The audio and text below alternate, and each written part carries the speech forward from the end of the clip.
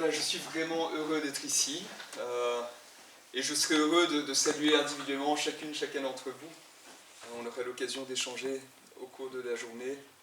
Mais en tout cas, merci d'être là, merci pour la confiance, l'audace qui m'honore et me fait trembler un tout petit peu, parce que d'essayer de passer toute une journée pour réfléchir à des questions importantes avec moi, je me sens à la fois baigné un petit peu dans ces questions de manière assez quotidienne et en même temps très modeste et souvent très dépassé aussi par ces questions.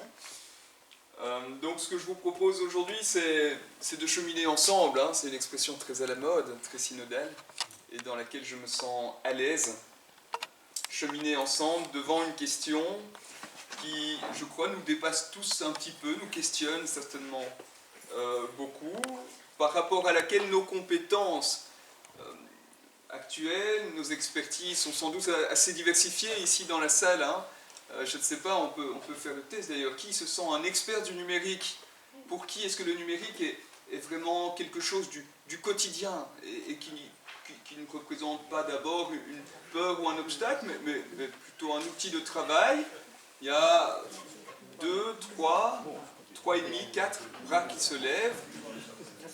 Pour qui est-ce que c'est un monde tout à fait inconnu et peut-être même hostile? Il y en a 4-5. Et les autres, soit ont déjà décroché, mais je n'y crois pas, se situent entre les deux. Hein, et c'est bien normal. Oui, c'est ça. Voilà. Alors, petite précision qui me semble très importante. Si, comme le vicaire épiscopal l'a vécu il y a 2 jours à Louvain-la-Neuve, si au bout de quelques minutes ou de quelques heures, il y a des choses que vous ne comprenez pas, je vous invite à ne pas sortir, mais à lever la main, à intervenir évidemment. À Louvain-la-Neuve, ils étaient 400, ici on est 30 peut-être, et on est en famille, donc évidemment n'hésitez pas. Moi, je me sens pas du tout mal à l'aise si vous souhaitez poser des questions. Il y aura des temps explicitement pour échanger, mais si en cours d'exposé il y a des choses qui vous semblent floues ou incompréhensibles, évidemment n'attendez pas la fin pour intervenir. Donc ce continent, ces outils, ce truc qui est devant nous, dont on se dit que c'est certainement pas inutile, loin de là, et certainement pas inutile non seulement pour faire plein de choses comme on le fait au quotidien, pour travailler peut-être, pour échanger avec nos proches, mais aussi, et c'est un petit peu la mission qui m'est confiée aujourd'hui, aussi pour faire connaître, faire résonner la voix de l'évangile, l'évangélisation qui est au cœur du sujet de cette journée et au cœur de nos missions respectives, même si elle peut se vivre de bien des façons. Alors cette journée, je l'ai préparée un peu comme je pouvais. Si j'avais eu plus de temps, je serais sans doute plus rassuré. J'ai essayé d'y mettre un certain nombre d'éléments qui me semblaient pertinents. J'ai un tout petit peu du mal à évaluer le temps que ça prendra, donc en tout cas on n'aura pas fini après 5 heures, peut-être qu'on aura fini un peu plus tôt. J'espère que vous aurez quand même l'impression d'en avoir pour votre argent. À propos de l'argent, vous mettez bien ce que vous voulez, donc pas trop de pression. Voilà, et il y aurait plein de manières de mener cette journée, de la faire débuter. Moi j'ai souhaité, à titre d'introduction, vous présenter cette petite porte d'entrée, cette nouvelle, cette information, cet article qui vont nous faire découvrir la problématique de manière peut-être un peu empirique comme ça, en les passant en vue. Et la première chose, c'est une question que j'ai envie de vous poser. Tiens, au fond, d'après vous, quelles sont les grandes voix qui comptent dans l'Église d'aujourd'hui? Et je pourrais dire aussi peut-être quelles sont les personnes les plus influentes dans l'Église d'aujourd'hui. Ce serait une autre façon de poser les choses, et avec un petit clin d'œil, puisque ce mot influente fait assez rapidement penser aux influenceurs. Mais vous vous rendez compte qu'il y a peut-être différentes façons de répondre à cette question. Spontanément, quels sont les noms ou les visages qui vous viennent à l'esprit si je vous pose cette question, vraiment au sens large? Pardon? Ah bah oui, évidemment, Léon, c'est une évidence. Le pape François, alors il n'est plus là, mais c'est vrai que son héritage demeure évidemment très important. Maintenant, si on s'intéresse vraiment aux personnes encore présentes, encore vivantes aujourd'hui, est-ce qu'il y a d'autres noms? Sarah. Le cardinal Sarah? Ouais, peut-être. Ben, ça dépend de l'approche. Alors c'est ça, hein, bien sûr, on va creuser cette question. Tout dépend de ce qu'on entend. Hein. Oui. Ouais, oui. Frère Paul Adrien. Ah, voilà, frère Paul Adrien. Est-ce que tout le monde connaît frère Paul Adrien? Non. Certains oui, d'autres non. Sœur Albertine. Et sœur Albertine, c'est un peu un binôme. Donc, Paul Adrien et Albertine, vous les verrez, vous les entendrez même tout à l'heure, sont aujourd'hui considérés comme sans doute les deux plus grands influenceurs francophones. C'est-à-dire, c'est des personnalités catholiques qui sont des religieux, un dominicain et une membre de la communauté, une religieuse de la communauté du Chemin Neuf, qui sont aujourd'hui très actifs sur les réseaux sociaux et qui ont sur les réseaux sociaux une communauté, c'est-à-dire un certain nombre et un grand nombre de personnes qui les suivent, qui sont attentifs à ce qu'ils font, et qu'est-ce qu'ils font, et bien notamment des vidéos, beaucoup de vidéos. Il y a Victor Le Cateau aussi. Victor Le Cateau. Le Cateau de service, voilà, c'est un autre nom. Ouais. Alberto Malouf aussi. Alberto. Ah bah lui je ne le connais pas, ouais, très bien. NDM. Ouais, ouais. Alors en fait on se rend compte que là on cite des noms qui sont déjà voilà, connus pour certains et pas pour d'autres. Si on reste à la question dans une acception peut-être plus classique, on pourrait se dire bah, inévitablement le pape Léon, hein, on vit quand même dans un régime, l'Église qui n'est pas fondamentalement démocratique, hein, même s'il est synodal, et on sait que le pape dispose d'énormément de pouvoir, c'est évidemment l'homme le plus influent de l'Église aujourd'hui. Parmi d'autres noms qu'on pourrait citer, mais ça se discute évidemment, hein, le secrétaire d'État Piero Parolin, qui était à Bruxelles il y a quelques semaines d'ailleurs, à l'occasion des 800 ans de la cathédrale des Saint-Michel et Gudule, qui est secrétaire d'État, le chef de la diplomatie, et considéré généralement comme le numéro 2 du Vatican. Hein. Il y a en bas sœur Nathalie Beccard, hein, que vous connaissez peut-être, qui est cette religieuse française, considérée elle aussi comme une femme assez importante au Vatican et qui a joué un rôle clé dans la dynamique du synode sur la synodalité. Au-dessus, c'est le cardinal Sarah. Oui. Jacques? Sœur Nathalie Beccard, que nous avons rencontrée. Il y a un certain nombre d'entre nous qui sont ici, qui avons été à Rome, et elle a prononcé un exposé toute une soirée pour montrer le parallélisme entre la synodalité et la diaconie. Qui était en fait cette dame.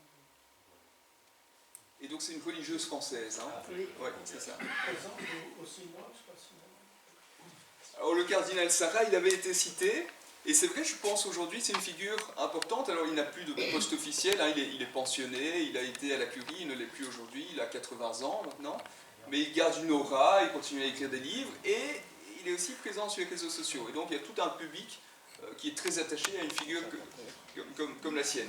Je ne sais pas si vous connaissez les autres.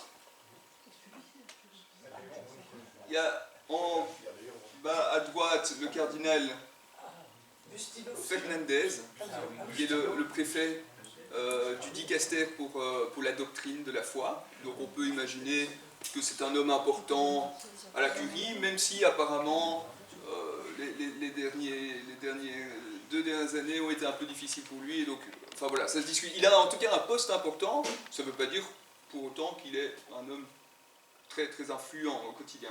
Et puis la femme, qui est une des femmes clés au Vatican, c'est sœur Raffaella Petrini, qui est la présidente du gouvernorat de la Cité du Vatican. Et donc c'est sans doute une des femmes clés dans la gestion de toute l'administration romaine. Mais ça, c'est donc, vous l'aurez compris, une façon de répondre à la question. Et une autre façon de répondre à la question serait évidemment de parler non pas en termes de poste, de fonction exercée, mais bien en termes d'abord de ce qu'on va appeler les followers, la taille de la communauté. Followers, de l'anglais follow, suivre, les personnes qui suivent, donc les personnes qui sont abonnées à un compte, à un profil, hein, sur différents réseaux sociaux, que ce soit Facebook, Instagram, YouTube ou TikTok, pour reprendre sans doute les principaux d'entre eux. Et là, on se rend compte qu'on retrouve encore le pape Léon. Hein. Le pape Léon est présent sur les réseaux sociaux. Je ne sais plus quel est le réseau social ici que j'avais épinglé. Et vous voyez, c'est 14 millions de followers. Il y a une autre personnalité qu'on n'a pas eu tout cité juste avant, qui est un évêque américain, Robert Barron, et qui est sur YouTube la star des catholiques, une star absolue, un rayonnement incroyable aux États-Unis, même si son rayonnement va au-delà. Mais vous vous rendez bien compte que pour nous, c'est un grand inconnu. Mais c'est important, intéressant, utile de se rendre compte qu'en fait, plein de gens le connaissent lui beaucoup mieux qu'un préfet de dicaster. Donc c'est intéressant, ça dit déjà quelque chose de la façon dont le numérique est en train de transformer les rôles, les impacts, les influences, les positionnements. D'autres influenceurs, il y a frère Paul Adrien, que vous voyez ici, le dominicain auquel j'avais fait référence juste avant, prêtre catholique et frère dominicain. Et puis deux personnalités autres qui sur le plan international comptent. Il y a Adrian Zandona, voilà, on ne le connaît pas non plus, hein, moi j'avais jamais entendu parler de lui jusqu'à l'été dernier, qui est un prêtre brésilien du chemin neuf, et qui en Amérique latine a vraiment une audience très forte. Voilà. Et puis alors, il y a, vous voyez, on ne sait même pas très bien, je ne sais pas si tout le monde pas bien lire suffisamment, moyen, hein, ouais. On peut éventuellement, enfin peut-être pas maintenant, mais peut-être avancer ou éteindre, je ne sais pas si ça aiderait, si on éteint les lumières, moi ça ne me dérange pas, si on peut faire le test. Mais en même temps, là c'est un peu des détails et c'est pas forcément fondamental, mais vous voyez que cette personne est appelée China of God. Alors on se doute que c'est pas son nom ni son prénom, c'est mieux? Oui. Ouais, ah super, ouais. China of God, bah, c'est évidemment un pseudonyme pour quelqu'un qui est présenté comme enfant de Dieu, aide chrétienne, verset, tuto. Elle a aussi un compte Chapelet of God. Et en fait, on ne sait pas grand-chose de cette personne. Elle n'est pas religieuse, mais elle a une audience incroyable et elle parle au quotidien de la religion catholique à des milliers, des dizaines de milliers de personnes qui la suivent. Intéressant. Vous pouvez se dire, au fond, avec quelle légitimité fait-elle cela? Au nom de quoi? Est-elle envoyée en mission, hein? On sait, c'est important, notamment pour moi, pour vous, pour des diacres, on est envoyé en mission. Bon, Michael? Religion catholique ou chrétienne? Ah, je crois qu'elle est catholique. Je crois qu'elle est catholique. Tu as un doute? Tu la suis? Non. Je crois bien qu'elle est catholique. Et elle, c'est très branchée sur TikTok. Parce que les protestants sont fort présents alors, en fait. Voilà, ici, effectivement, je crois mettre... Le chapelet, à mon avis, c'est Oui. Mais effectivement, la question permet de montrer qu'il y a les catholiques, évidemment, mais que le monde évangéliste, que le monde protestant a une force de frappe globalement encore bien plus grande sur le numérique et dans le petit monde de ce qu'on appelle les influenceurs que les catholiques au sens strict. Ouais.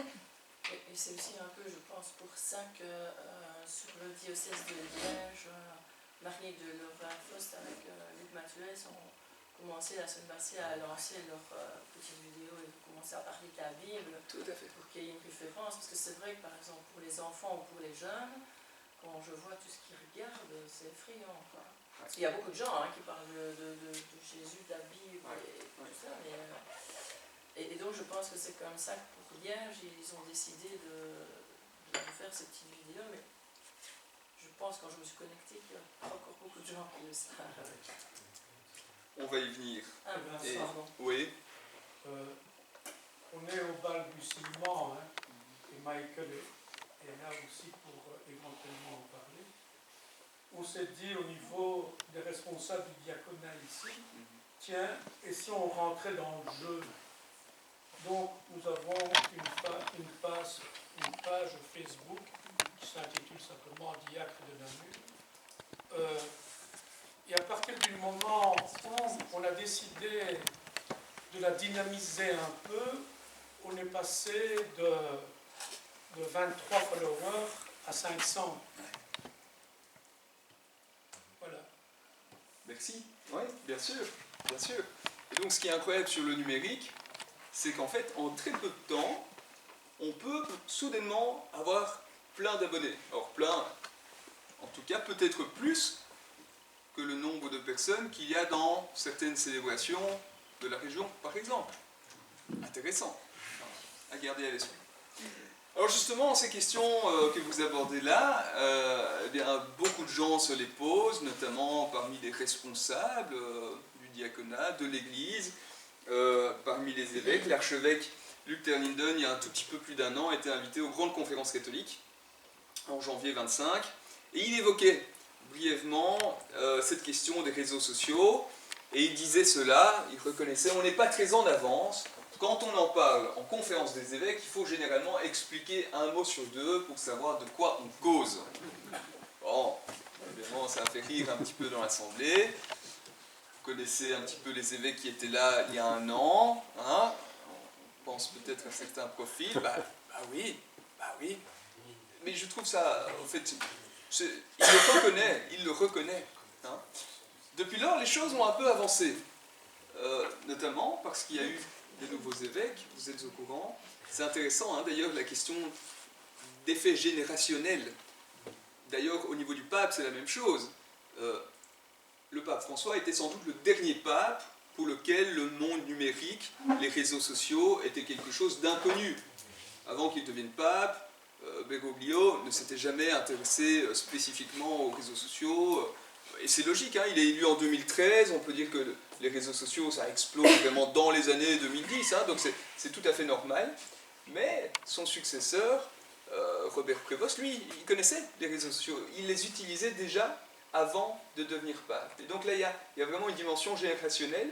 Maintenant, on se rend compte que même les plus hauts responsables de l'Église commencent à eux-mêmes, plus ou moins, hein, connaître d'un peu plus près ce monde-là. Et le cas, évidemment, du diocèse dans lequel on se trouve aujourd'hui est intéressant, puisque jusqu'à il y a quelques mois, l'évêque en charge, pour lui, les réseaux sociaux, c'était vraiment un monde tout à fait inconnu, tandis que l'actuel connaît très bien ce monde-là, connaît bien le monde des médias de façon générale, mais le monde numérique de manière plus particulière aussi, et c'est sans doute le premier évêque belge qui a une montre connectée, à ma connaissance.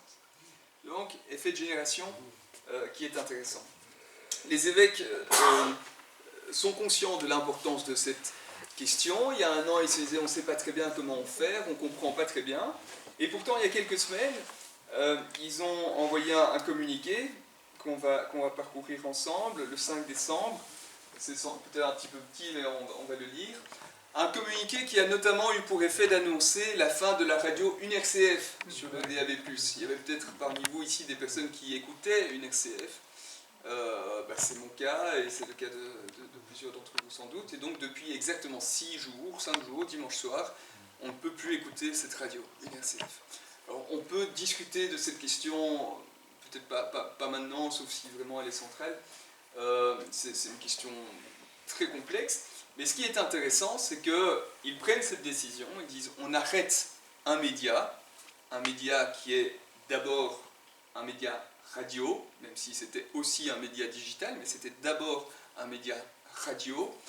Et à côté de ça, qu'est-ce qu'on va faire ? Eh bien, on y vient. Le monde des médias connaît des bouleversements profonds, rapides, notamment à cause de l'IA, de la croissance du numérique. Les évêques francophones de Belgique l'ont constaté au terme d'une démarche synodale, comprenant, écoute des fidèles, de nombreux experts, leur souhait de faire résonner la beauté de l'Évangile de manière plus forte en allant à la rencontre de nos contemporains, particulièrement des jeunes, là où ils se trouvent.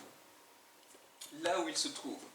Donc, c'est bien s'ils viennent chez nous, mais allons d'abord là où ils se trouvent. Et ils ne se trouvent pas d'abord chez nous. Les évêques souhaitent renforcer ces missions et les élargir, les missions de Catobel en l'occurrence, ils estiment qu'il est prioritaire d'enrichir les propositions sur le digital, notamment sur les réseaux sociaux tels qu'Instagram, YouTube, TikTok, mais aussi sur l'audio afin de toucher un public de jeunes. Voilà. Et donc, entre la confession de Luther Linden à Beaux-Arts il y a un peu plus d'un an et 11 mois plus tard, il y a un chemin qui a été fait. Hein. Ça ne veut pas dire que les évêques sont tous devenus des connaisseurs des réseaux sociaux, mais en tout cas, ils adressent ce signal clair de dire on a envie d'investir dans cette question, on estime qu'elle est importante, qu'elle est même prioritaire. Et je crois que c'est à relever, non seulement on dit ça, mais en plus de ça, on est prêt à sacrifier quelque chose. Et je crois que c'est pas anodin, ça. Parce qu'effectivement, on est bien conscient que nos forces, nos ressources, nos moyens, notre temps, notre énergie, notre argent, tout ça est limité. Et donc, si on veut investir davantage un champ, eh ben, ça nécessite sans doute d'enfermer, d'arrêter d'autres missions. Et ça, c'est très difficile. Hein. Bon, prenons la comparaison des églises. Hein. S'il faut désacraliser une église, s'il faut supprimer certaines messes, c'est toujours des décisions très difficiles, très sensibles, mais si on le fait, ben, c'est parce qu'on estime qu'il y a d'autres enjeux qui sont prioritaires. Et donc ça nécessite évidemment du courage. Voilà. Troisième petite porte d'entrée. La quatrième, c'était la semaine dernière, le 24 janvier, c'était la Saint François de Sales, à cette occasion, patron des journalistes. À cette occasion, les journalistes catholiques s'étaient rassemblés à Lourdes, les journalistes catholiques français s'étaient rassemblés à Lourdes, et un article de La Croix faisait référence à leurs travaux. Le 24, nouveaux usages, nouveaux publics, les médias catholiques appelés à une conversion, joli jeu de mots évidemment. Qu'est-ce qu'on lit dans cet article? Évidemment, les PowerPoint peuvent être mis à votre disposition. J'imagine qu'il y aura un moyen de vous les faire parvenir, donc il n'y a aucun souci. Par la poste. Pardon? Par la poste. Par la poste, hein. Par télégramme. Chaque mot vaudrait son pesant d'or. C'est un peu long, hein. Comment les rejoindre largement, hein, alors que les différences générationnelles sont bien documentées et que les catholiques ne sont pas exempts de la polarisation à l'œuvre dans la société française. Intéressant, donc dans cette première phrase, il y a déjà deux dimensions. Il y a quand même ce décalage des générations, et ça, c'est difficile d'en prendre conscience, hein. Mais il est vraiment très frappant. Ici, il y a déjà plusieurs générations qui sont représentées, mais pas toutes les générations. Vous me prenez peut-être pour un jeune, mais je ne suis pas du tout un jeune, pour vous donner une idée. Pourquoi je dis ça? Parce que les vrais jeunes utilisent les médias d'une manière très différente de moi. Et donc, si vous pensez que je représente la jeunesse, ou en tout cas le public visé par les évêques de Belgique, bah, pas tout à fait, quoi. Moi, j'ai 39 ans, et je ne suis pas du tout né avec. Dans ma formation de journaliste, on commençait à nous parler un peu des réseaux sociaux, mais c'était les tout débuts. Donc, et depuis lors, les choses ont complètement basculé, et se sont vraiment accélérées, hein. Donc ça montre à quel point il y a aujourd'hui différentes générations qui coexistent, mais qui ont des façons de s'informer, de consommer, je n'aime pas ce terme, mais il est d'usage, les médias, de façon très très différente, vraiment. Et donc, il faut tenir compte de cela. Et forcément, quand on supprime la radio UNRCF, ce n'est pas les jeunes de 18 ans qui vont le regretter. C'est des générations plus anciennes. Mais ces générations plus anciennes, eh ben, elles sont importantes. Il ne faut pas les oublier. Et donc, on a reçu, bien sûr, des gens qui disent « Mais enfin, investir pour les jeunes, ok, mais moi, j'écoutais la radio et je me sens aujourd'hui orphelin. » Et j'écoutais et je soutenais. Parce que ce n'est pas non plus les jeunes de 18 ans qui vont soutenir financièrement les médias d'église, hein. Donc, tout ça, c'est des enjeux à intégrer. Donc, ok, investir sur les réseaux sociaux, mais peut-être arrêter certaines choses, mais peut-être certainement garder à l'esprit qu'il y a aujourd'hui une pluralité de générations, de façons de consommer les médias, et donc la nécessité quand même de conserver une diversité de canaux de médias, hein. Bon, on peut prendre l'exemple du journal dimanche, je suis venu avec quelques exemplaires pour vous montrer à quel point je suis très numérique. Ils sont à votre disposition. Pour moi, c'est très très important de garder ce journal le plus longtemps possible, même si je sais bien qu'il y a parmi nos abonnés peut-être, je ne sais pas combien d'abonnés qui ont moins de 30 ans, je ne sais pas s'il y en a. Donc, mais il y a évidemment tout un public, de nombreux fidèles, pour qui ce journal est important, et donc on fera tout pour le garder le plus longtemps possible. Mais donc, dans les stratégies un peu à développer, bon, il faut tenir compte de ces différentes générations et de la polarisation. Et on sait qu'on est dans des mondes polarisés, hein, où être catholique, pour plusieurs d'entre vous, ne veut pas du tout dire la même chose, ou pas tout à fait, ou franchement pas, bon, ça se discute, que être catholique pour un jeune qui découvre la foi catholique via TikTok aujourd'hui. Donc, il y a des questions de médias, il y a des questions aussi de ligne ou de positionnement. Les lecteurs catholiques des générations plus âgées n'ont pas du tout les mêmes attentes que les plus jeunes, pour qui l'enjeu est de résister à l'effacement dans une société sécularisée et face à la concurrence nouvelle des musulmans et des évangéliques, a dépeint un sociologue. Ce qui induit, selon ce spécialiste, un fort besoin de reconnaissance pour ces jeunes générations. Les jeunes catholiques ne peuvent être pris à rebours par leurs médias catholiques. Qu'est-ce que ça veut dire? Ça veut dire qu'il y a beaucoup de jeunes catholiques, effectivement, sans doute que c'est plus marqué en France, mais on le ressent aussi en Belgique francophone. Les jeunes catholiques, il y a en tout cas parmi les jeunes catholiques toute une tendance de jeunes qui ont besoin de choses plus identifiées, pour ne pas dire plus identitaires. Et ils attendent cela aussi de leurs médias catholiques.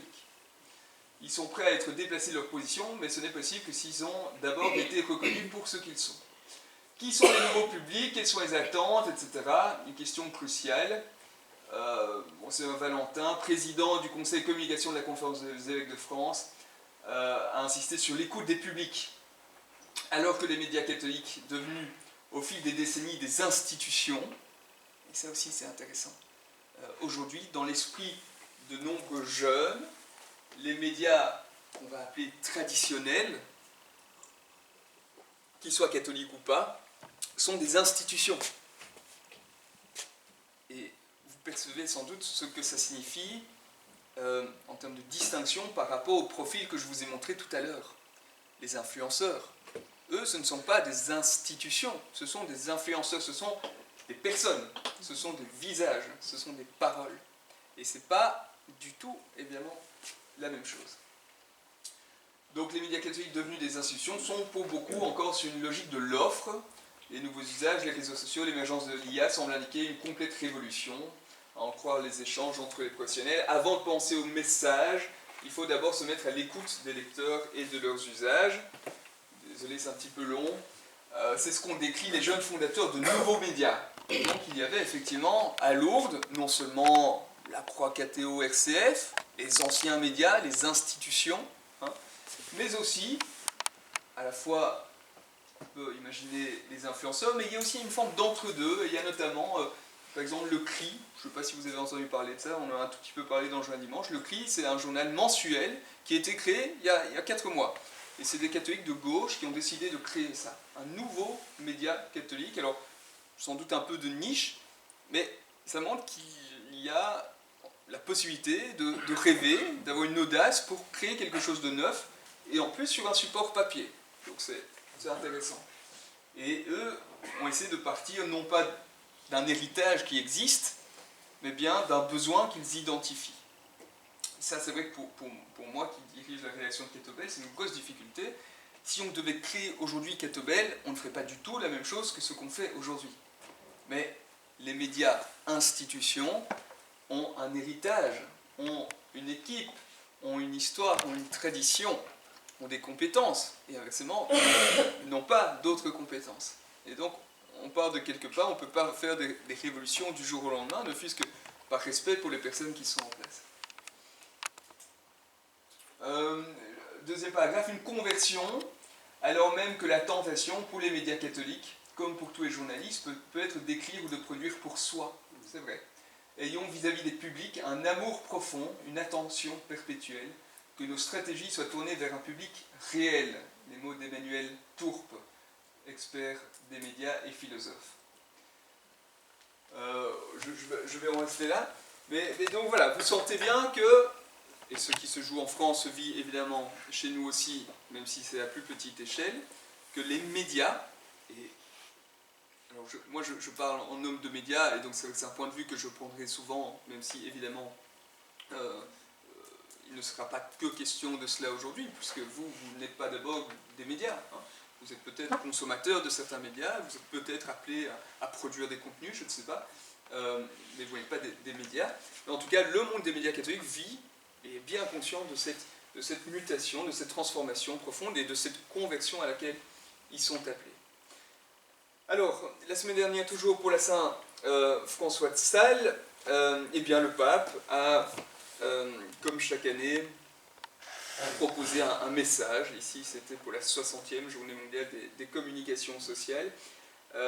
Il a mis l'accent sur l'intelligence artificielle, sur le visage et la voix. C'est quelques passages de son propos. Le visage et la voix sont des traits uniques, distinctifs de chaque personne. Ils manifestent son identité irremplaçable, sont l'élément constitutif de toute rencontre.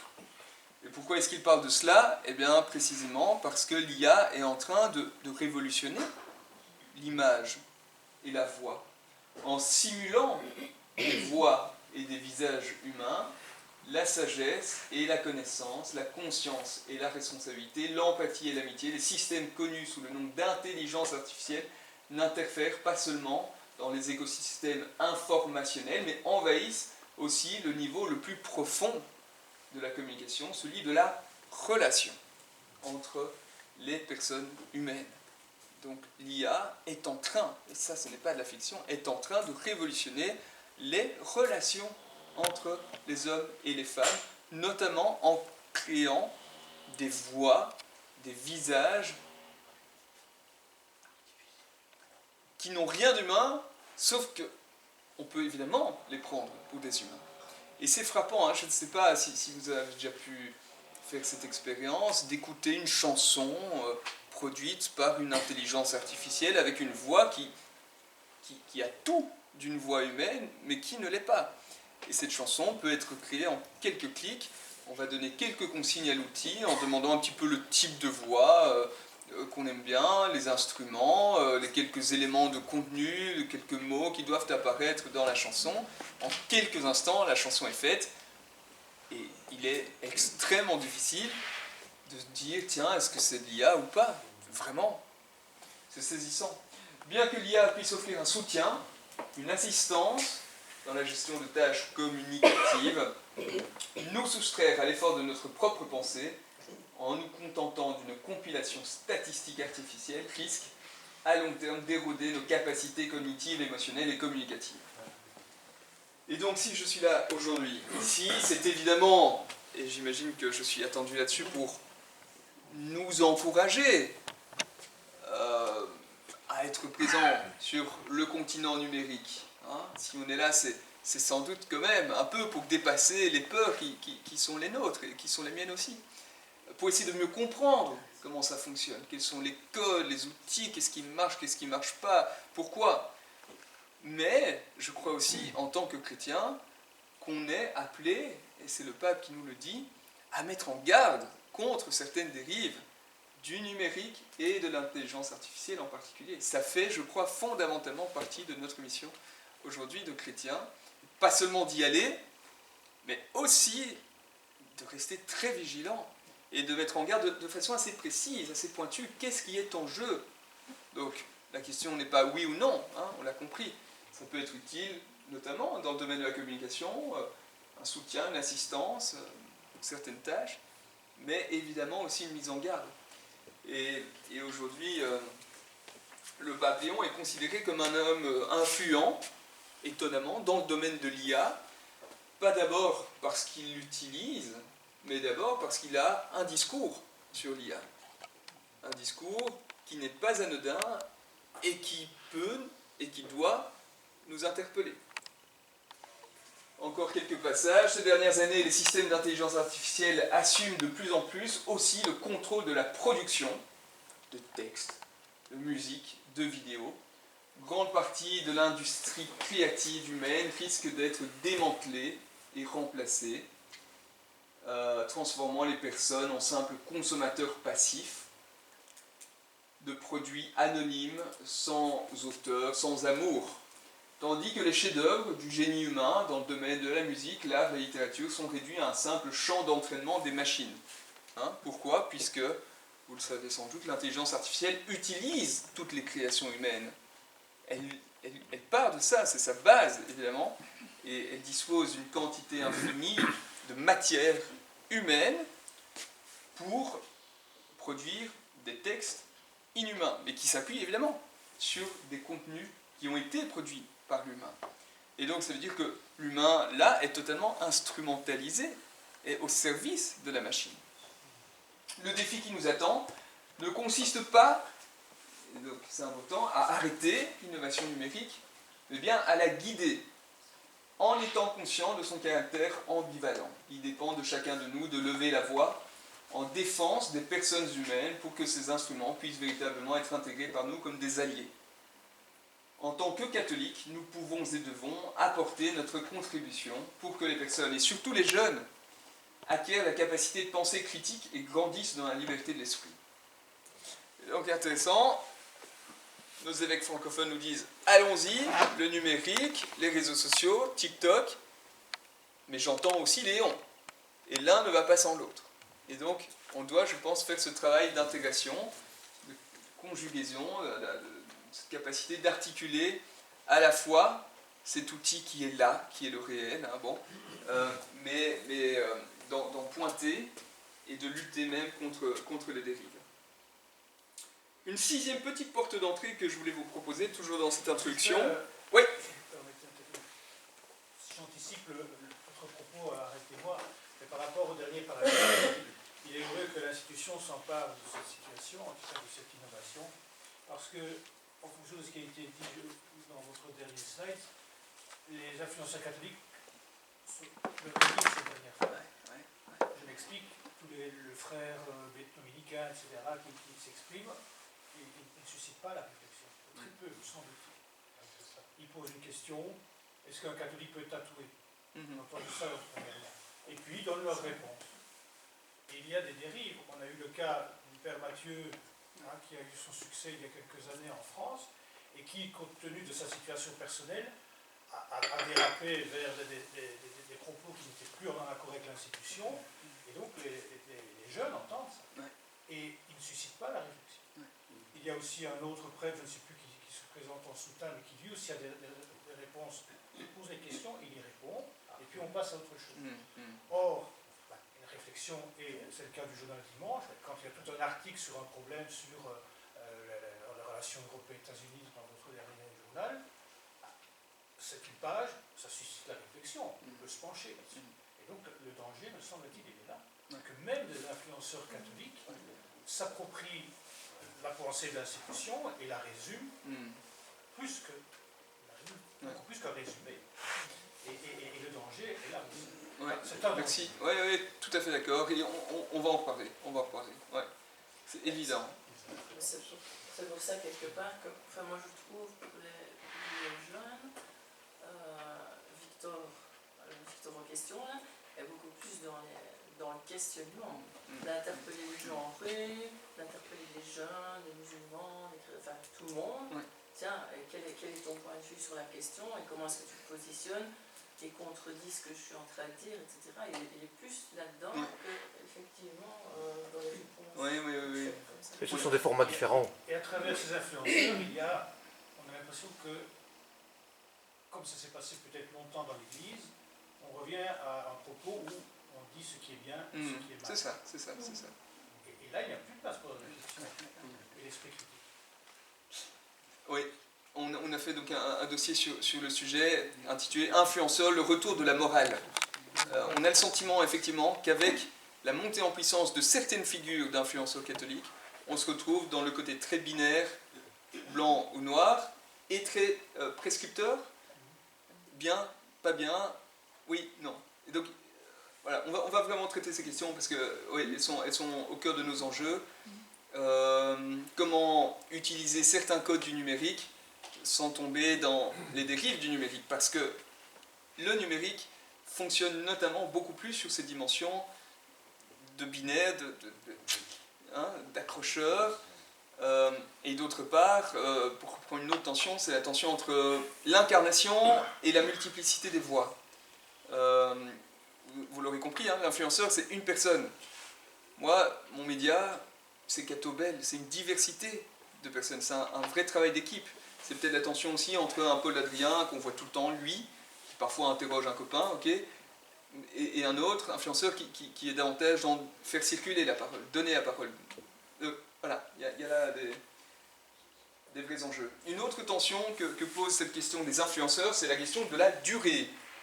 En préparant cette intervention, il y a 2 jours, j'ai repensé à des youtubeurs, donc 2 jeunes qui se font appeler Two Disciples, que j'avais rencontrés il y a 2 ans, qui sont du nord de la France et que j'avais trouvé vraiment formidable. Ils avaient créé cette chaîne YouTube dans laquelle, à deux, en binôme, envoyés en disciples à deux, ils avaient décidé de proposer des contenus chrétiens, notamment liés à tout ce qui est la culture. Hein. Ils veulent voir comment le christianisme imprègne la culture chrétienne, la culture au sens très large, comment des chanteurs chrétiens peuvent rejoindre les jeunes d'aujourd'hui, etc. Enfin voilà. Et donc je me dis, ah mais ça c'est un exemple intéressant, je pourrais vous le montrer aujourd'hui. Et clac, je me rends compte qu'il y a un petit message au bas de leur page YouTube qui a été publié il y a 7 mois et qui est indiqué, c'est la fin de Two Disciples. Vous ne le voyez pas ici, mais c'est la fin. Et puis après, du moins sous la forme que vous connaissez actuellement. Et puis ils expliquent un petit peu leur cheminement, la relecture qu'ils ont fait de 2 années d'activité, le fait qu'il y en a un qui se marie, que l'autre a d'autres projets. Mais ils gardent le désir de continuer à produire des contenus chrétiens, mais c'est pas encore mûr, puisque depuis 7 mois, il n'y a plus rien qui a été publié. Donc ils sont actuellement en discernement, je pense qu'il y aura autre chose qui va suivre, mais je ne sais pas quand, et on ne sait pas sous quelle forme. Pourquoi j'aborde ce cas? Parce que c'est aussi ce qui distingue les influenceurs des institutions. Je ne vais pas vous dire tout d'un coup, enfin, ça arrivera peut-être, mais c'est la fin du journal dimanche, ou c'est la fin de Ketobel, ou c'est la fin du diocèse de Namur, ou c'est la fin de l'église en Belgique. Non, c'est pas comme ça que les choses se passent. Or, sur le numérique, lorsque une personne ou 2 personnes se disent on va créer un truc, on va peut-être avoir un public très important, mais du jour au lendemain, pour toute raison que ce soit, ça peut effectivement s'arrêter. Et donc, la fidélisation, hein, la capacité à durer sur les réseaux sociaux est tout à fait différente, puisqu'ici on est lié à des individus. On a évoqué le père Mathieu Jasseron il y a quelques instants. Lui aussi, tout d'un coup, il y a 2 ans, 1 an et demi, il a annoncé c'est la fin. Bon, lui c'était plus profond, puisqu'il quittait la prêtrise aussi, mais donc, de facto, c'était la fin de sa présence sur les réseaux sociaux aussi. Mais c'est peut-être aussi la définition, parce que les réseaux sociaux ne vont pas durer. Dans 2, 3, 4, 5 ans, on va passer à autre chose. Il faut dire aussi que c'est un nouvel outil qui ne va pas durer comme pouvait durer un livre. Et donc je pense qu'il faut aussi tenir compte de ça. Et puis on parle beaucoup des jeunes. La définition du jeune, c'est que ça ne dure pas. Enfin, on peut rester jeune dans sa tête très longtemps, mais pour que je n'avais pas de soucis. Ce que je veux dire par là, c'est que cette notion de temps, elle est différente. Et je pense qu'il faut être conscient de ça aussi. On fait une page Facebook, mais il faut que Jacques se rende compte que dans 2 ans, il faudra qu'on passe à tactique, parce que TikTok n'existera plus. Donc c'est ça. Oui. Ça veut dire qu'on est aussi dans des supports qui évoluent très vite. C'est vrai. On parlait de réseaux sociaux, on parle de IA maintenant, plus que de réseaux sociaux. Avant, on parlait des forums. Il y avait une période, donc les forums, on n'en parle plus. Et donc, il y a aussi cette dynamique de se dire, quand on rentre dans le numérique, ça va très vite. Et il faut déjà pouvoir s'adapter. Facebook, par exemple, c'est dépassé. On a une page Facebook, c'est super, mais c'est déjà dépassé. Et donc, il y a ce mouvement de temps. Quand tu dis que ça se termine, moi, ça me paraît quelque part logique. Parce que la durée est différente en fait. Oui, c'est tout à fait vrai. Ça pose plein de questions dans notre rapport au temps. On dit aujourd'hui, les sociétés qui engagent, notamment dans le domaine de la technologie, ils n'engagent pas d'abord des gens qui ont des connaissances ou des compétences précises, mais des gens qui ont la capacité à apprendre en permanence. Parce que tout change, tout va changer. Les outils utilisés aujourd'hui ne seront pas les mêmes que dans X années. Et à innover. Et donc la capacité à innover, à créer aussi. Oui, tout à fait. Et donc, en disant ça, je ne dis pas que c'est un mal, en fait. Ça en dit long, notamment de la capacité individuelle à durer, mais comme tu le pointes, tu as tout à fait raison, ça en dit long aussi sur le fait que les outils changent très rapidement. Et donc, les stratégies doivent changer aussi rapidement. De ce point de vue-là, décider il y a 6 ans de créer la radio DAB+, ça pouvait peut-être se justifier. C'est pas forcément grave non plus aujourd'hui d'arrêter. Et c'est pas forcément dire on s'est trompé. C'est juste acter qu'aujourd'hui, c'est ailleurs qu'il faut investir les moyens. Et donc la capacité à être agile, hein, un terme très, très à la mode là aussi, est essentielle. on termine doucement l'introduction. Mais juste avant, j'avais une 7e porte d'entrée, et c'est celle peut-être dont je suis le plus heureux. Il n'y a pas de vrais jeunes ici dans la salle, mais cette semaine, on avait 2 vrais jeunes, si je puis dire, chez Kettlebell qui sont en stage. Et je leur ai dit lundi, jour de leur arrivée, eh ben, samedi, moi je fais une petite présentation sur évangélisation et numérique, et je trouverais formidable que vous créiez une petite vidéo, par exemple, pour expliquer quels sont, d'une part, les enjeux que vous identifiez sur ces questions, et d'autre part, votre avis personnel aussi. Et vous verrez, il y a vraiment les deux. J'ai découvert le résultat de leur travail hier, en fin de journée seulement, hein, donc c'était un peu last minute, mais j'en suis personnellement très, très heureux. Je trouve qu'ils ont fait un beau travail, à la fois journalistique. Ils présentent vraiment pas mal d'éléments, dont certains qu'on a déjà effleurés, dont certains qui reviendront d'ailleurs plus tard dans la journée. Ils font un beau tour de la question, dans un style que je trouve très sympa, et avec aussi, je trouve, une maturité intérieure et même un ancrage spirituel qui me touche. Alors, on va montrer cette petite vidéo. Je suis juste pas encore sûr que le son... Ah, le son... Voilà. Le son va sortir où? On va voir. Demande à l'IA. C'est quoi? Ça va? On entend.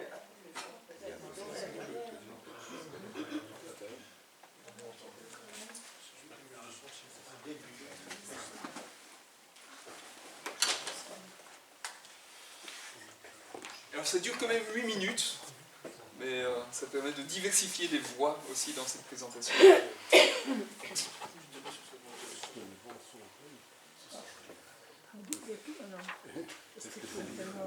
Parler numérique, c'est quoi? Évangéliser, c'est convertir au christianisme par la prédication. Il n'y a pas une autre sortie en fait. Ça va? On va faire un effort pour être calme. Allez. Par le numérique, c'est quoi? Évangéliser, c'est convertir au christianisme par la prédication. C'est annoncer l'évangile là où se trouvent les gens, comme Jésus auparavant. Aujourd'hui, la plupart des jeunes s'informent sur les réseaux sociaux via les Reels ou encore les TikTok. Avec Sébastien, on s'est réunis pour vous partager nos avis de jeunes qui utilisons Internet et vous parler de notre expérience de l'évangélisation par le numérique. Que ce soit la politique, la religion, le sport ou encore l'actualité, le numérique est devenu un élément majeur dans notre vie. On remarque que les jeunes attirent la jeunesse, comme Hugo Décrypte ou encore Urbiz.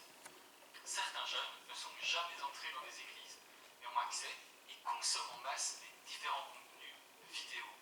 Ils sont donc plus enclins à tomber sur des sujets et des contenus plus spirituels. Les réseaux sociaux peuvent servir de teasing pour des formats plus longs. On notera comme le média Leland qui publie des extraits de ces longs formats sur Instagram par exemple.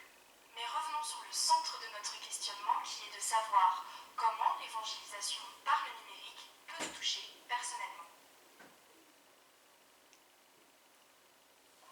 5 conseils pour un chrétien. Si tu as une question de vocation, c'est important d'en parler à un prêtre ou à une religieuse. Un chrétien en bonne santé, c'est bien manger, bien dormir et bien prier. Il faut vivre au moins un temps fort dans l'année, soit le festival Welcome to Paradise ici à la Belle-Meudon, soit une retraite. Accroche-toi à Dieu et considère-le vraiment comme ton meilleur ami. On a remarqué sur nos réseaux sociaux que certains qu'on qualifie comme influenceurs ou missionnaires du numérique ont su se démarquer, comme par exemple Sœur Albertine. Comme vu précédemment dans la vidéo, Sœur Albertine est une religieuse lilloise faisant partie de la communauté du Chemin Neuf. Depuis 2021, elle est présente sur TikTok ou encore Instagram pour partager la parole et répondre aux questions qui lui sont posées. Sœur Albertine n'hésite pas à aller sur les médias séculiers pour être témoin du message chrétien. Elle cumule près de 300 000 abonnés sur Instagram ou encore TikTok. On a aussi le frère Paul Adrien, qui est un prêtre dominicain, qui rend compte de l'actualité et de la doctrine de l'Église, partage une opinion sur certains passages bibliques, et partage aussi ses missions dans des pays en guerre par exemple. Depuis 2015, il réalise des vidéos pour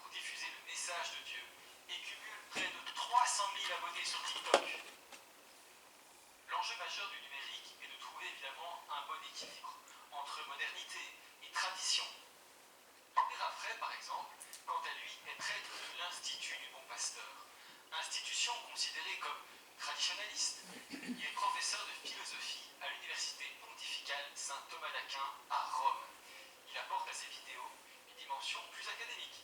Son public cible, c'est généralement les jeunes plus âgés. Il cumule, quant à lui, 200 000 abonnés sur Instagram et 77 000 sur TikTok. Le père Mathieu a été ordonné en 2019 pour le diocèse de Sens-Auxerre. Celui qui a quitté le ministère en 2024 fut d'abord un prêtre influenceur avec des idées, se distinguant parfois de ses confrères. Abordant avec franchise certaines questions clivantes dans la vie de l'Église, il n'a pas toujours fait l'unanimité au sein de la cathosphère, ce qui a provoqué de profonds désaccords avec sa hiérarchie. Il a choisi de quitter ses fonctions sacerdotales car il ne se sentait plus en accord avec l'institution catholique. Bien évidemment, tous les influenceurs cathos ne sont pas religieux. Le catho de service, par exemple, est un jeune de 25 ans qui s'est fait connaître sur TikTok, YouTube ou encore Instagram comme un influenceur catholique qui parle de sa foi. Il aurait déclaré que son but est de motiver une génération de saints et de réévangéliser la France. Il explique sa vision de la foi, répond aux questions qui lui sont posées. L'évangélisation sur Internet n'est donc pas seulement une affaire de religieux, mais peut aussi être pour les laïcs. Et toi Estelle, que penses-tu de l'évangélisation par le numérique? Moi, personnellement, cela me fait du bien de voir que la communauté catholique est présente sur Internet. J'utilise régulièrement les applications comme TikTok ou encore Instagram. Et je trouve ça important de pouvoir y trouver aussi du contenu lié à la foi. Cela donne le sentiment de ne pas être seul, de faire partie d'une communauté, même à travers un écran. Je remarque d'ailleurs que le sentiment d'appartenance est très important chez les jeunes. Nous vivons dans un monde troublé, marqué par les guerres, les crises ou encore la famine. Et on peut vite se sentir tiraillé entre des avis extrêmes, que ça soit d'un côté ou de l'autre. J'imagine que ça rassure pas mal d'entre nous de faire partie d'un groupe qui pense plus ou moins les mêmes choses. Cela apporte des repères, une certaine stabilité, j'imagine. Les réseaux sociaux peuvent donc être un vrai lieu, pour moi, de rencontre, de partage et même d'évangélisation. Une vidéo, un témoignage, une parole de foi peuvent vite toucher quelqu'un au bon moment. Pour certains, c'est même une première porte d'entrée vers Dieu ou vers l'Église. Cependant, il faut faire très attention aux vidéos que l'on peut voir et à la manière dont on se laisse influencer. Sur les réseaux sociaux, on est vite exposé à tout et n'importe quoi. Des opinions tranchées, des discours radicaux, des messages plus simplistes sur des sujets beaucoup plus complexes. Et je trouve que garder son libre arbitre et penser librement est primordial. Faire partie d'une communauté ne veut pas dire arrêter de réfléchir. La foi chrétienne invite au contraire à une conscience éclairée, à un discernement personnel. Il est important de se poser des questions telles que est-ce que ce contenu m'aide à grandir, ou est-ce qu'il me rapproche de Dieu et des autres, ou au contraire est-ce qu'il me ferme, est-ce qu'il m'en éloigne, est-ce que je reste aussi libre dans ma manière de penser. Les réseaux sociaux soulèvent donc aussi des questions éthiques et des certaines limites. Jusqu'où peut-on aller pour défendre ses idées? Jusqu'où peut-on simplifier un message sans le déformer? Ou encore jusqu'où peut-on survivre et suivre un influenceur sans perdre son esprit critique? En somme, je trouve que l'évangélisation par le numérique est important, car la foi devient plus accessible et compréhensible. Elle devient moins abstraite. L'évangélisation peut être une porte d'entrée. Une vidéo peut donner envie d'ouvrir une Bible, de prier pour la première fois. Il faut juste, selon moi, garder un bon équilibre de discernement face aux vidéos que l'on peut voir. Et toi, Sébastien, qu'est-ce que tu en penses? Mon avis sur la question est que l'évangélisation sur le web doit être en cohérence avec une attitude chrétienne de la part des fidèles. La foi étant une relation à Dieu, l'important c'est aussi que l'évangélisation par le numérique inspire à des actes concrets dans sa vie de foi. Si ce qui est présenté par un influenceur n'encourage pas à vivre sa foi concrètement, cela n'a que très peu de sens pour moi. Selon moi, les jeunes devraient avoir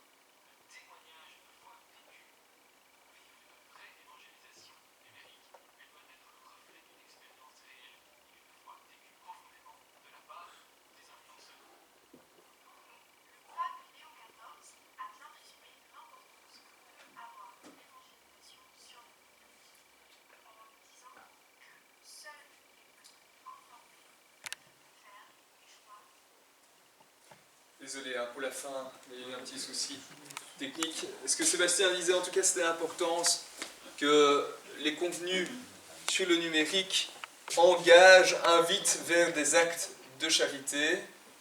Et il insistait aussi sur l'importance de la diversité, de proposer une diversité de voix chrétiennes sur le numérique.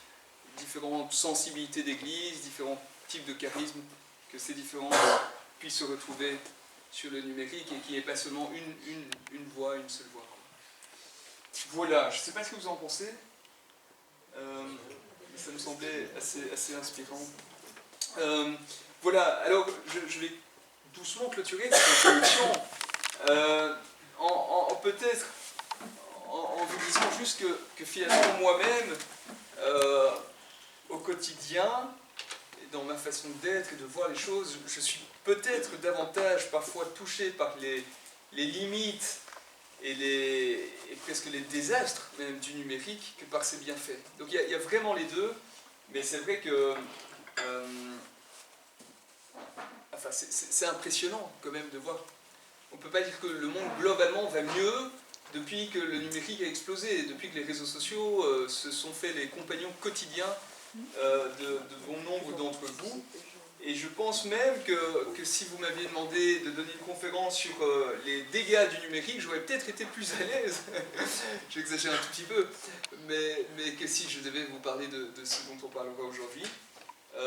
Alors après, à titre personnel, évidemment, je les utilise, j'en perçois l'utilité, mais au fond du fond, je ne peux pas dire que c'est ça qui m'épanouit le plus. Je me sens aussi, je vous le disais tout à l'heure, très attaché à des médias traditionnels. J'aime beaucoup le papier, pas seulement pour le support, c'est pas seulement une question de support, mais c'est pour tout ce qu'il induit, qui est profondément différent. Donc la manière de lire un journal papier, ça n'a rien à voir avec la façon de s'informer même sur un site internet ou sur une application. Pourquoi ? Parce que, pour prendre un exemple, il y a une hiérarchisation de l'information dans un journal papier. Il y a un ordre, il y a des rendez-vous, il y a un chemin de fer, comme on dit. Il y a des titres plus importants que d'autres, et tout ça a été choisi par une équipe de journalistes. Tandis que, on peut dire, il y a aussi une hiérarchisation de l'information sur un site internet. Il y a des informations qui se trouvent plus haut et d'autres plus bas. Mais la façon dont cette hiérarchisation se fait n'a rien à voir. Je prends l'exemple qui n'est pas le mien. Prenons le cas de la Libre Belgique. Si vous ouvrez votre journal, votre quotidien, qu'est-ce qu'il y a en une ? Globalement, quand même, les informations fondamentales, essentielles, qui ont marqué l'actualité des 24 dernières heures. C'est à elles qu'on donnera plus de place dans les premières pages. Si vous regardez le site de la Libre, Libre.be, tous les jours vers 11h, qu'est-ce que vous verrez ?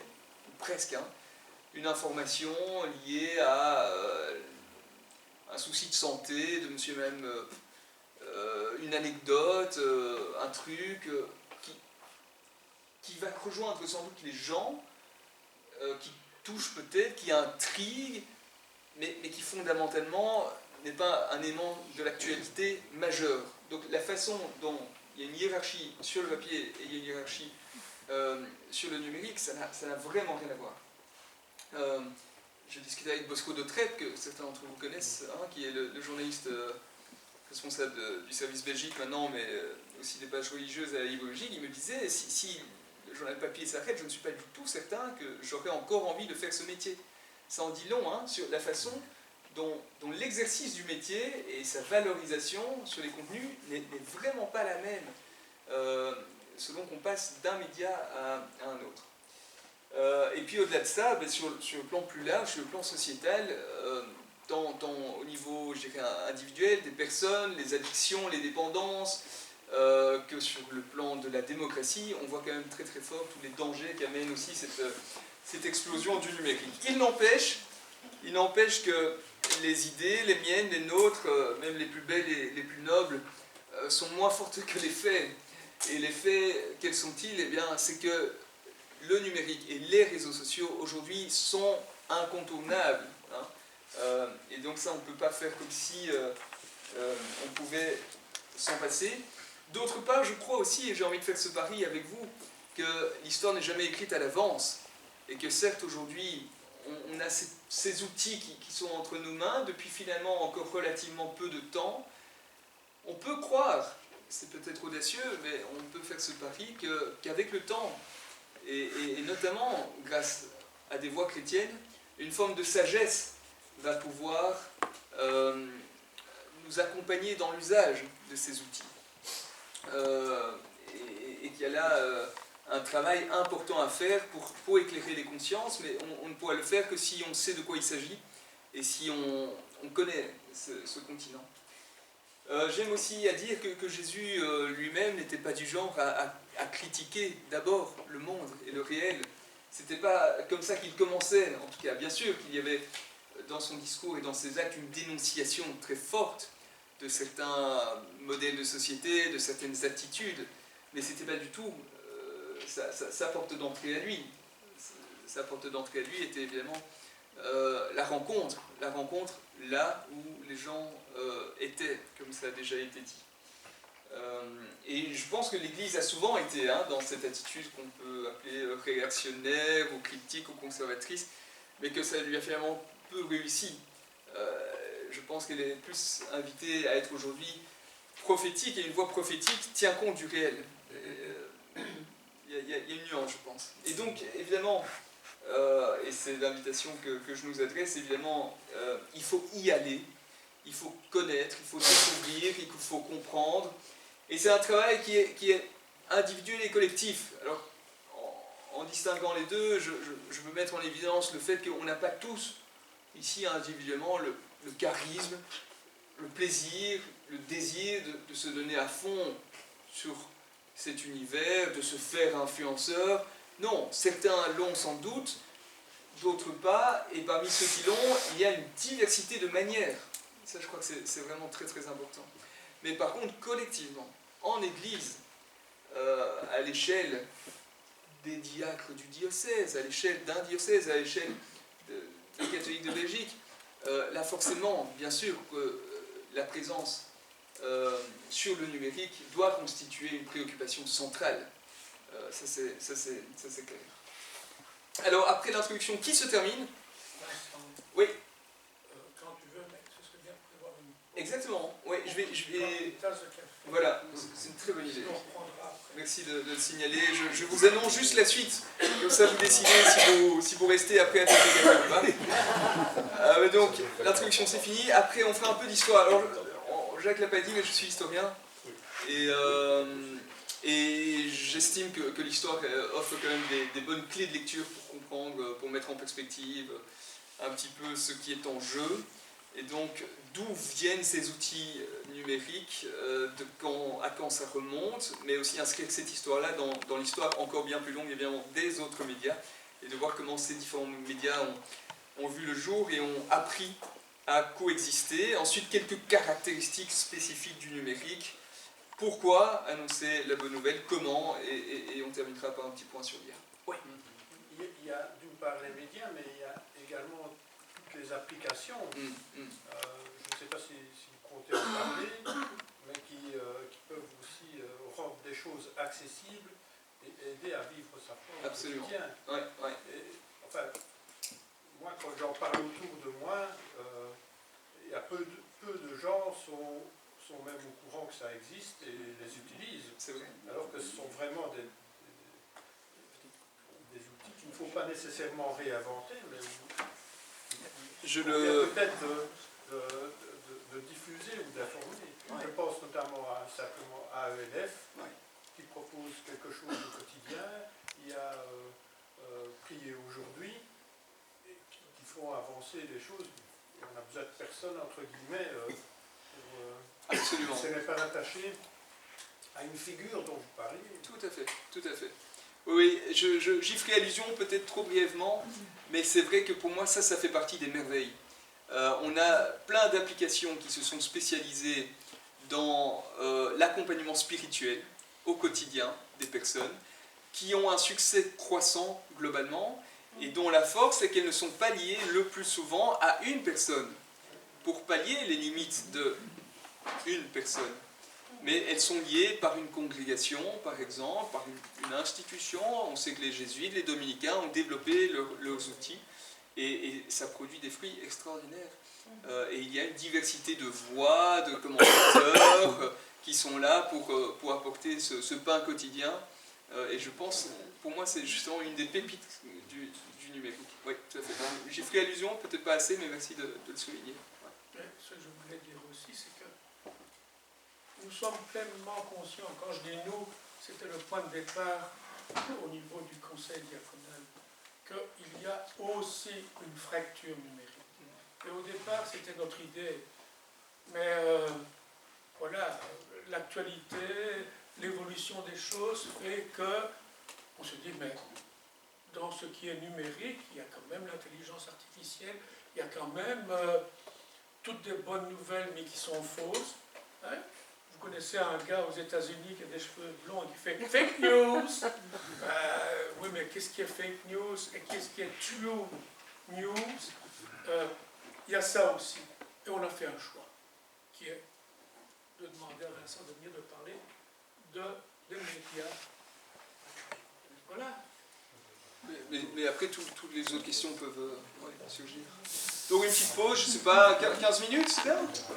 C'est ça.